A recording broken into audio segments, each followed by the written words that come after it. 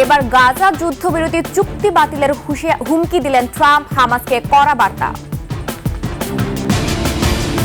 Doctor ইউনূসের UI সফরে visa জটিলতার নিরসন চান প্রবাসীরা, বিনিয়োগ বাড়াতেও ভূমিকা রাখার প্রত্যাশা। অঢেল সম্পদের মালিক সাবেক সংসদ সদস্য বেনজির, স্বজনদেরও বানিয়েছেন টাকার কুমির।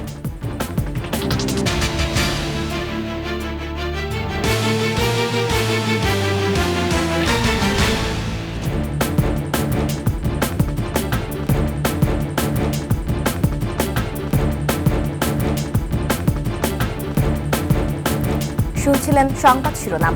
আমন্ত্রণ 21 সংবাদের সাথে আছি আমি জান্নাতুল বুশরা। দর্শক, 21 টেলিভিশনের সংবাদ একসাথে সরাসরি দেখতে পাবেন আমাদের ফেসবুক পেজ www.facebook.com/2124 অনলাইনে। এছাড়া সাবস্ক্রাইব করতে পারেন www.youtube.com/21etv চ্যানেলে। এছাড়া সংবাদে আরও থাকছে, আবহাওয়া অনুকূলে থাকায় ফুলের বাম্পার উৎপাদন, ভালো বেচাকেনার প্রত্যাশা চাষিদের।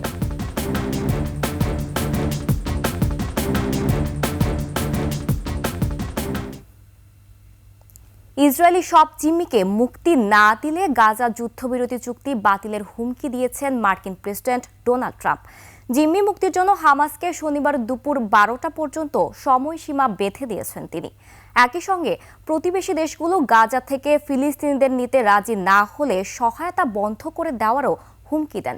এদিকে নতুন নির্বাহী আদেশে ইস্পাত ও অ্যালুমিনিয়াম আমদানির উপর 25% শুল্ক আরোপ করেছেন ট্রাম্প। বিস্তারিত দুলি মল্লিকের ডেস্ক রিপোর্টে।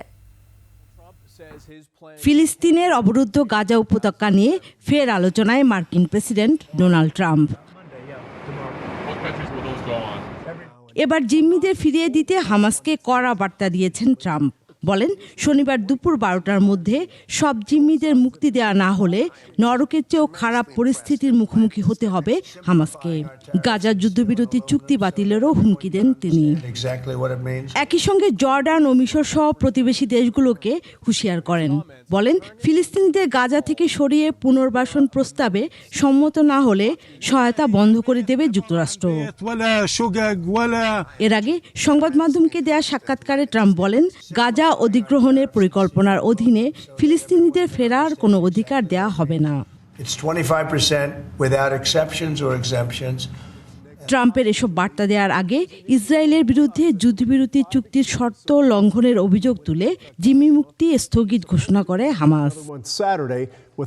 এদিকে নতুন নির্বাহী আদেশ জারি করে বাণিজ্য যুদ্ধে উত্তেজনা বাড়িয়েছেন ট্রাম্প। এবার যুক্তরাষ্ট্রে আমদানি করা সব ধরনের ইস্পাত ও অ্যালুমিনিয়ামের ওপর 25% শুল্ক আরোপের নির্দেশ দিয়েছেন। 4 মার্চ থেকে কার্যকর হবে এই ঘোষণা। দুলি মল্লিক, ডেস্ক রিপোর্ট, 21 টেলিভিশন। প্রধান উপদেষ্টা ডক্টর মোহাম্মদ ইউনূসের সংযুক্ত আরব আমিরাত সফরে ভিসা জটিলতার নিরসন চান প্রবাসী বাংলাদেশিরা। একই সঙ্গে বিনিয়োগ ও বাণিজ্য বাড়ানোর ক্ষেত্রেও ডক্টর ইউনূস গুরুত্বপূর্ণ ভূমিকা রাখবেন এমন আশা তাদের। জুলাই আন্দোলনে আমিরাতে সাজাপ্রাপ্তরা যাতে আবার ফিরে এসে কাজ করতে পারে সে দাবিও জানান তারা। আরব আমিরাত থেকে সাইফুল ইসলাম তালুকদারের তথ্য ছবি নিয়ে নাইম আহমেদের ডেস্ক রিপোর্ট।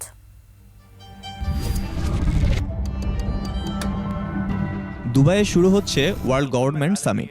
11 থেকে 13 ফেব্রুয়ারি 3 দিনের এই সম্মেলনে যোগ দিবেন প্রধান উপদেষ্টা ডক্টর মোহাম্মদ ইউনূস। অংশ নেবেন 30টি দেশের রাষ্ট্রপ্রধান সহ 140 দেশের প্রতিনিধি ও শতাধিক আন্তর্জাতিক সংস্থা। প্রবাসী বাংলাদেশিরা উচ্ছ্বসিত ডক্টর ইউনূসের আমিরাত সফরে। তারা জানান, ভিসা জটিলতার কারণে এখন অন্য দেশের শ্রমিকদের দিয়ে ব্যবসা চালাতে হচ্ছে বাংলাদেশিদের। আমাদের চয়েসেবল শ্রমিক বাংলাদেশ থেকে আনতে পারতেছি না, আমরা ভিন্ন দেশের শ্রমিক নিয়ে আসতেছি, আমাদের রেমিটেন্স গুলো ভিন্ন দেশে চলে যাচ্ছে। তাই আমি আশা করব মাননীয় উপদেষ্টা উনি আলোচনার মাধ্যমে সমাধান করবেন। ডক্টর প্রফেসর ইউনূস সাহেব সরকারি সফরে সংযুক্ত আমিরাতে আসতেছেন। এটা হলো সমস্ত প্রবাসী বাংলাদেশিদের জন্য, সংযুক্ত আমিরাতের সকলের জন্য অত্যন্ত একটি সুখবর। তাদের আশা, এ সফরে ভিসা জটিলতা নিরসনে উদ্যোগ নেবেন ডক্টর ইউনূস। আমরা আশা করি আমাদের যে বিষয় সংক্রান্ত প্রবলেম আছে এগুলো অনেক দূরে এগিয়ে যাবে। আশা করি অচিরে আমাদের বাংলাদেশের জন্য ভিসা খুলে যাবে এবং আমাদের প্রবাসী বাংলাদেশিদের যে ইমেজ সংকট যেটা এখানে সৃষ্টি হয়েছিল সেটার একটা অবসান হবে বলে আমরা মনে করি। গণ অভ্যুত্থানের পর নতুন বাংলাদেশে বিনিয়োগ বাড়াতেও পদক্ষেপ নেয়ার তাগিদ দেন প্রবাসীরা। এই বিষয়ে বাংলাদেশি প্রবাসী আমিরাত প্রবাসীরা খুবই উৎফুল্ল। সংযুক্ত আরব আমিরাতের সাথে বাংলাদেশের যে ঐতিহাসিক কূটনৈতিক সম্পর্ক আছে সেটা আরো দৃঢ় হবে। একই সঙ্গে জুলাই আন্দোলনে আমিরাতে সাজাপ্রাপ্ত 196 জন বাংলাদেশি যাতে আরব আমিরাতে ফিরে এসে কাজ শুরু করতে পারে সে দাবিও অনেকের। ডক্টর ইউনূসের নেতৃত্বে ইমেজ সংকট কাটিয়ে আন্তর্জাতিক রাজনীতিতে বাংলাদেশের অবস্থান দৃঢ় হবে এমন প্রত্যাশা প্রবাসীদের। Naim Ahmed, desk report, 21 television. সাংবাদিক দম্পতি সাগর রুনি হত্যাকাণ্ডের 13 বছর আজ। বহুল আলোচিত এই হত্যার রহস্য উদ্ঘাটন হয়নি এখনো। অধরা রয়ে গেছে খুনিরা।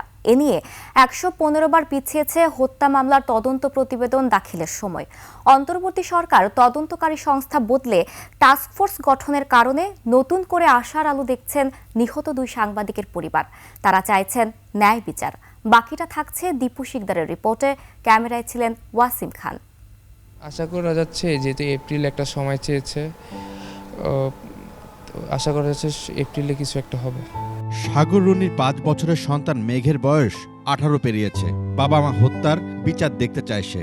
একজন বলছে যে আমাকে গুলি করে মেরে শুয়ে পড়া তো গুলি করে মেরে ফেলবে, এরকম কিছু একটা বলছে। ওরা আবার শুয়ে গেছিলাম। রক্ত কি এটা বুঝতাম না, মানে রক্ত বলতে এত জীবনও মানে টিভি তো দেখিনি, তো হচ্ছে আমি তখন বুঝতে পারিনি কিছু, পরে আর কি রিয়েলাইজ করছি। অগ্রগতি হচ্ছে আমরা দেখতেছি, বাট যদি রেজাল্ট না হয় লাস্টে তাহলে সেম জিনিসই হইলো। সাগর রুনির পরিবারের অন্য সবাইও আশায় বুক বেঁধেছেন। পরিবর্তনের এই সময়ে 1 যুগেরও বেশি সময় পর হলেও হয়তোবা তারা বিচার পাবেন। আর তারপর আপনারা টাস্ক ফোর্স করছেন, তাই এটা তো আমরা আশা করতেই পারি। আপনি যতই কার্যক্রম দেখান, দিন শেষে সেটা যদি 0 হয় তাহলে 0, আর কিছু না করে যদি রেজাল্ট আসে তাহলে তো এটা আসলোই। অন্তর্বর্তী সরকার মামলাটি তদন্তে টাস্কফোর্স করেছে, যার প্রধান পিবিআইয়ের অতিরিক্ত আইজিপি। তাদের 6 মাস সময় দেওয়া হয়েছে তদন্ত প্রতিবেদন দিতে। আমরা তদন্ত করতেছি, তদন্ত সব দিকে আমরা দেখতেছি, বাকি আল্লাহর ইচ্ছা বা আমাদের তদন্ত অগ্রগতি যা হবে আমরা জানাবো। এখন পর্যন্ত 115 বার সময় নিয়ে কোনো প্রতিবেদন দিতে পারেননি তদন্তকারীরা। আগামী 2 মার্চ আরও একটি তারিখ রয়েছে। মামলার বাদী ও রুনির ছোট ভাই নওশের রোমান হত্যা রহস্য উদ্ঘাটনের আশা করছেন এবার। ওভারঅল আশা আমরা দেখতে পারি, যেমন র্যাবকে সরিয়ে দিল, এটা তো আসলে কারণ ছাড়াই র্যাবের কাছে জিনিসটা এত বছর ছিল এবং তারা আসলে মামলাটা তারাই নষ্ট করেছে জিনিসটা। সাগরের মা দেখতে চান প্রকৃত অপরাধীদের। আপনারা যদি চোরের কথা বলেন, ডাকাতের কথা বলেন, আমি এটা গ্রহণ করব না। চোর চুরি করে নির্বিঘ্নে চলে যাবে, আর ডাকাতে আসবে অস্ত্র নিয়ে। ঘরের ছুরি, বটি, চাকু এগুলো দিয়ে তো আর করবে না। র্যাবদের কাছ থেকে যেরকম বিভ্রান্ত হয়েছে এরকম বিভ্রান্ত যাতে না হয়। পিবিআর এত সুনাম, এত এটা তো ওনারা ক্ষুণ্ণ করতে চাইবেন না। সরকারি আইনজীবীর আশা সাগর রুনি হত্যা মামলার এবার সুরাহা হবে। অতীতে কি কাজগুলো হয়েছিল, কতটুকু কি হয়েছে সবগুলো তারা তাদের মধ্যে অগ্রগতি দেখা দিয়েছে, তারা কাজ শুরু করছে এবং তারা আশা রাখতেছেন তারা 6 মাসের মধ্যে বা এর পূর্বেই তারা তাদের এই তদন্ত রিপোর্ট দাখিল করতে পারবে। 2012 সালের 11 ফেব্রুয়ারি রাতের কোনো এক সময় রাজাবাজারের নিজ বাসায় খুন হন সাংবাদিক দম্পতি সাগর সরোয়ার এবং মেহরুন রুনি। বিচার তো দূরের কথা, 13 বছরে মামলার তদন্তই শেষ হয়নি। বিচার চেয়ে যাচ্ছে। দীপু শিকদার, 21 টেলিভিশন, ঢাকা। ফ্যাসিস্ট সরকারের সময় 3 বার সংসদ সদস্য হয়ে নিজের ভাগ্য বদলিয়েছিলেন ঢাকা 20 ধামরাই আসনের সাবেক সংসদ সদস্য বেনজির আহমেদ। ক্ষমতার অপব্যবহারে টাকা কামিয়েছে 2 হাতে। অভিযোগ রয়েছে অর্থ পাচারেরও। স্বজনদের বানিয়েছেন টাকার কুমির। প্রতিনিধি আরিফুল ইসলাম সাব্বিরের তথ্যচিত্রে বিস্তারিত ডেস্ক রিপোর্টে। ধামরাইয়ের বইনা গ্রাম এলাকা জুড়ে মানুষের কর্মব্যস্ততা থাকলেও ফাঁকা প্রাসাদসম এ বাড়িটি। এটি ধামরাইয়ের সাবেক সংসদ সদস্য ও ঢাকা জেলা আওয়ামী লীগের সভাপতি বেনজির আহমেদের। একসময় গ্রামের 8-10টা সাধারণ বাড়ির মতোই ছিল তার বাড়িও। গেল 15 বছরে গড়েছেন এ বিশাল অট্টালিকা। স্থানীয়রা বলছেন 5 বছরে 50 বছরের উন্নয়নের প্রতিশ্রুতি দিলেও ক্ষমতার দাপটে অবৈধ পথে টাকা কামানোই ছিল তার মূল লক্ষ্য। সবাই অত্যাচার করে কোটি কোটি টাকা হাতিয়ে নিছে। আমরা দেখি নাই, তবে উনি টাকা পয়সা শুনতেছি দেশের বাইরে পাচার করছে। দলীয় নেতাকর্মীদের বঞ্চিত করে নিজের লোকদের বসিয়েছিলেন দলসহ নানা পদে। নিজের বোনজামাই নুরুজ্জামান খানকে কুশরা ইউপি চেয়ারম্যান ও ভাগিনা সিরাজউদ্দিনকে বানান উপজেলা ভাইস চেয়ারম্যান। হেরাই পুলিশ মুনিশ সব থানা মানা চেয়ারম্যান হেরাই, মেম্বার চেয়ারম্যান সব হেরাই। রাস্তাঘাটের নামে টেন্ডারবাজি করছে ওনার ভাই দিয়ে, ওনার ভাগিনা দিয়ে। বেনজিরের ক্ষমতার দাপটে আরেক ভাগিনা মাহফুজুল হক শাহিনের বিরুদ্ধে রয়েছে অবৈধভাবে নদী থেকে বালু ও মাটি কেটে নেয়ার অভিযোগ। মানবাধিকার সংস্থার নামে টাকা লুটপাটে জড়ান ভাই এনামুল হক আইয়ুব। 5 আগস্টের পর লাপাত্তা বেনজির সহ তার স্বজনরা। বেনজিরের বিরুদ্ধে মামলা রুজু হয়েছে, তাকে গ্রেপ্তারের জন্য আমরা সর্বাত্মক চেষ্টা করছি এবং আমরা আশাবাদী যে তাকে আমরা দ্রুত গ্রেপ্তার করে আইনের আওতায় নিয়ে আসব। বেনজির আহমেদ সহ 80 জনের বিরুদ্ধে রয়েছে হত্যা মামলা। Khurshid Alam, desk report, 21 television. নিচ্ছি সংবাদ বিরতি। যখন ফিরছি তখন অন্যান্য সংবাদের সঙ্গে আরো যা থাকছে। চ্যাম্পিয়ন্স লিগের হাই ভোল্টেজ ম্যাচ আজ, মুখোমুখি রিয়াল মাদ্রিদ ও ম্যানচেস্টার সিটি। আবারও আমন্ত্রণ 21 সংবাদে। মাঠ জুড়ে নানা রং আর জাতের ফুল জানান দিচ্ছে বসন্ত আসছে। বর্ষা মৌসুমে অতিবৃষ্টির ক্ষতি পোষাতে বসন্ত ও ভালোবাসা দিবসে ভালো বেচাকেনা হবে, এমন আশায় দুলছেন যশোরের ফুল চাষিরা।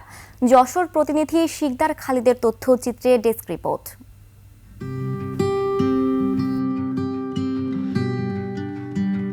যশোরের গদখালির মাঠে মাঠে রঙিন ফুলের দোল খাওয়া দেখে বোঝা যায় বসন্ত প্রায় এসে গেছে। ভ্যালেন্টাইন্স ডে 14 ফেব্রুয়ারি, মহান মাতৃভাষা ও শহীদ দিবস 21 ফেব্রুয়ারি, 26 মার্চ স্বাধীনতা দিবস ও এপ্রিলে বাংলা বর্ষবরণ। তাজা ফুলের চাহিদা রয়েছে প্রতিটি দিবসে। গত সেপ্টেম্বর ও অক্টোবর অতিবৃষ্টিতে উৎপাদনমুখী ফুলের কিছুটা ক্ষতি হলেও এবারের ভালো প্রস্তুতি নিয়েছেন চাষিরা। নভেম্বর ডিসেম্বরে অনুকূল আবহাওয়ায় ফুল উৎপাদন হয়েছে ভালো। আগের ক্ষতি পোষাতে প্রত্যাশামতো বেচাকেনা হবে বলে আশা করছেন চাষিরা। বৃষ্টির কারণে আমাদের এই গাধা, তারপরে আপনার অন্য ফুলের এগুলো পিছাই গেছিল। নতুন করে ট্রিটমেন্ট করার পরে এখন আবার ভালো হয়ে আসছে। এখন ক্ষেত আমাদের পরিচর্যা চলছে, ক্ষেতে সব সার মাটি দিয়ে ভালো পর্যায়ে আছে। এদিকে দূর দূরান্ত থেকে এসে ফুল দেখে বিমোহিত হচ্ছেন দর্শকেরা। ফুল পাতায় সাজিয়ে নিচ্ছেন নিজেদেরও। সামনে ফাল্গুন, ফেব্রুয়ারি, এই মাসগুলোর জন্য আমাদের কিছু ফুল স্টকও থাকবে খেতে। আমাদের ফুল স্বয়ং সম্পূর্ণ। কৃষি বিভাগ বলছে এই মৌসুমে আবহাওয়া ভালো থাকায় আসছে দিবসগুলোতে 1.25 কোটি টাকার ফুল বেচাকেনা হবে।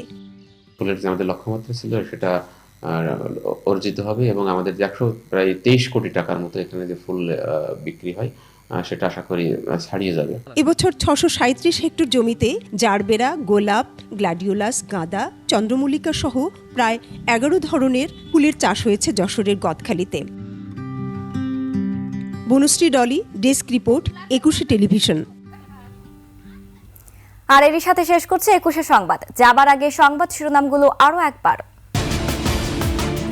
এবার গাজা যুদ্ধবিরোধী চুক্তি বাতিলের হুমকি দিলেন ট্রাম্প, হামাসকে কড়া বার্তা। ডক্টর ইউনূসের ইউআই সফরে ভিসা জটিলতার নিরসন চান প্রবাসীরা, বিনিয়োগ বাড়াতেও ভূমিকা রাখার প্রত্যাশা। অঢেল সম্পদের মালিক সাবেক সংসদ সদস্য বেনজির, স্বজনদের বানিয়েছেন টাকার কুমির।